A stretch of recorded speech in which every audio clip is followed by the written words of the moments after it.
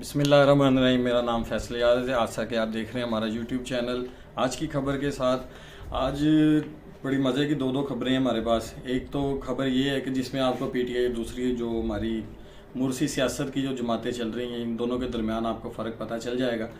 सबसे पहले खबर है ये कि एक्सप्रेस न्यूज़ में ये खबर रिपोर्ट हुई है और जैसे कि वो कह रहे हैं कि हर जगह पर कफ़ायत शारी पंजाब हुकूमत का ये मोटो है, कफ़ायत शारी से चलना चाहिए।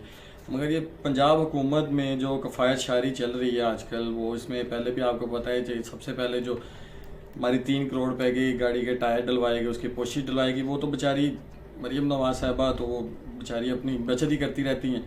वो तो कभी 500 रुपये वाला, कभी 700 रुपये वाला सूट पहनती हैं। तो ये एकदम से जो कफ़ायत शारी की खबरें उड़ रही हैं, मरीम नवाज ने 3.25 करोड़ रुपए की गाड़ी के टायर और उसके साथ उसकी कोशिश तब्दील की थी। तब भी तो नून लीग का कोई भी बंदा नहीं बोला, कोई भी वोटर या सपोर्टर नहीं बोला कि वहाँ भूखी मर रही है और आप लोगों को 3-3 करोड़ के टायरों की पड़ी है। तो उसके बाद एक और ख़बर आई है आज हमारे पास, ये एक्सप्रेस न्यूज़ पे और हर जगह पे, दूसरी जगह पे भी रिपोर्ट्स हो रही है। रिपोर्ट ये है कि पंजाब हुकूमत ने 3 गाड़ियाँ और खरीदने के लिए 5 करोड़ रुपए की ग्रांट जारी कर दी है।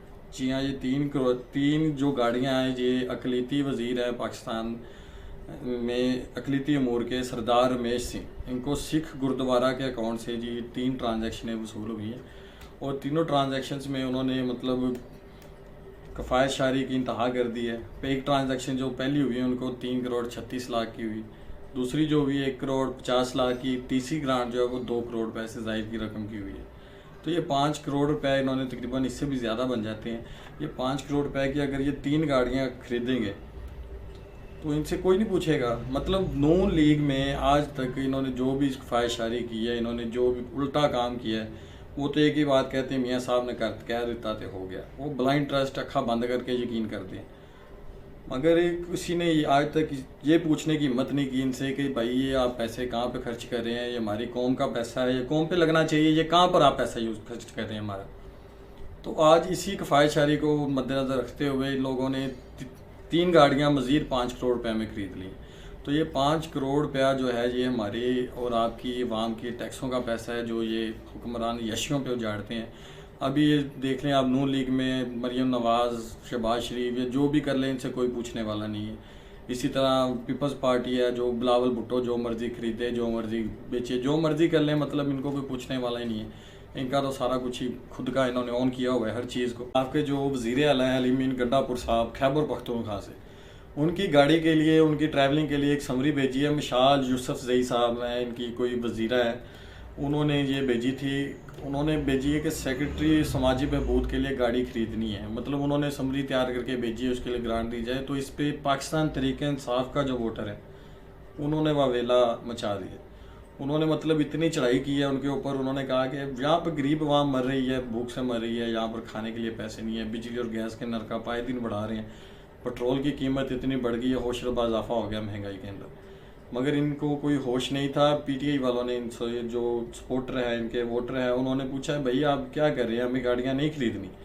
तो इसमें ये समरी अभी गई भी नहीं थी और रिजेक्ट हो गई है। तो इसके अलावा इसकी जो तस्दीक है वो मियाँ असलम साहब ने भी की है। मियाँ मुजम्मल असलम साहब पाकिस्तान तहरीक इंसाफ के तर्जुमान हैं ये।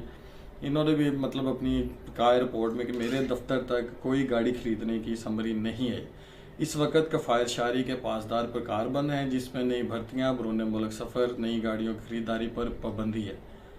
तो आप ये देख लेंगे, ये जो पीटीआई का सपोर्टर है या वर्कर है या वोटर है, ये मतलब वहाँ तक सोच रहा है, ये ऐसा पहले कभी नहीं देखा। ऐसा हमेशा होता है यूरोपियन कंट्रीज़ के अंदर। मतलब वो एक छोटी छोटी चीज़ को भी इतना मॉनिटर करते हैं। वो कहते हैं कि जो हमारा हुक्मरान है, हमारा वज़ीर है, वो हमारे पैसों से क्या क्या याशियाँ कर रहे हैं। तो इस लेवल पर अगर कोई जाकर आस्किंग कर रहा है तो वो पाकिस्तान तहरीक इंसाफ का ही वर्कर हो सकता है।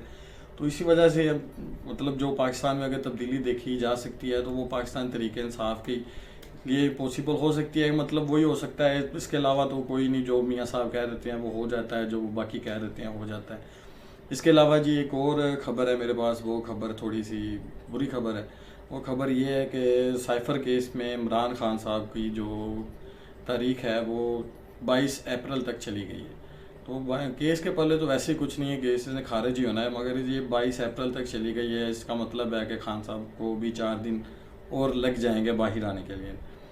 ठीक है, इसके अलावा एक और ख़बर है जिसमें शेर अफजल मुरव्वत साहब ने एक बयान दिया था एक निजी टीवी चैनल को कि पाकिस्तान तहरीक इंसाफ की हुकूमत गिराने में ये सऊदी अरब का हाथ था। मतलब सऊदी अरब का हाथ था, ये इसको पार्टी तर्जमान ने और पीटीआई ने क़यादत ने बुरी तरह इस बयान को रिजेक्ट कर दिया। उन्होंने कहा कि ये अगर शेर अफजल मुरव्वत ने दिया है तो ये वो ही ऑन कर सकते हैं इस बयान को, हम इसकी सपोर्ट या इसको ऑन नहीं करते। जी, पाकिस्तान में जो आपने अभी टीवी चैनल पे भी खबर चल भी गई होगी, आप लोगों ने शायद इसको पढ़ा भी हो, इसको देखा भी हो, आपके कानों से गुजरी होगी ये खबर। मतलब अभी जो हाल में आपको पता है कि इसराइल, फ़लस्तीन और ईरान, अमेरिका, ये सारे तनाज़ात चल रहे हैं। इसी तनाज़ात की नज़र में जो ऑयल की सप्लाई थी, फ्यूल की, मतलब पेट्रोल और डीज़ल की, ये बुरी तरह से मुतासर हो रही है। तो इसमें आने वाले दिनों में रिपोर्टें आ रही हैं कि पेट्रोल और डीज़ल की फ़ी लीटर कीमत 350 रुपये तक पहुंचने का खदशा है। मतलब ये अभी तक तो 300 रुपये में हो गई है या 5-7 रुपये कम है, ये 350 रुपये तक जाएगा फ़ी लीटर पेट्रोल और डीज़ल।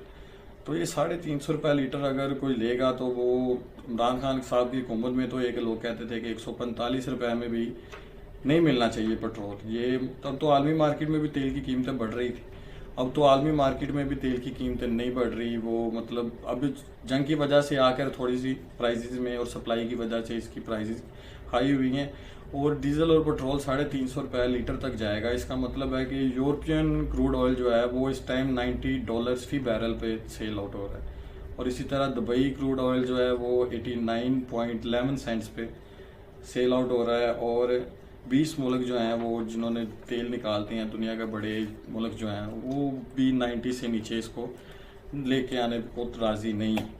और पंजाब हुकूमत ने जो किया है, मतलब आप लोगों को देख सकते हैं कि किसानों की गंदम का रेट उन्होंने जो लगाया है 3,900 रुपये किसानों का फ़ी मन उन्होंने मुकर्रर किया है, मगर इस रेट पे भी वो गंदम नहीं खरीद रहे।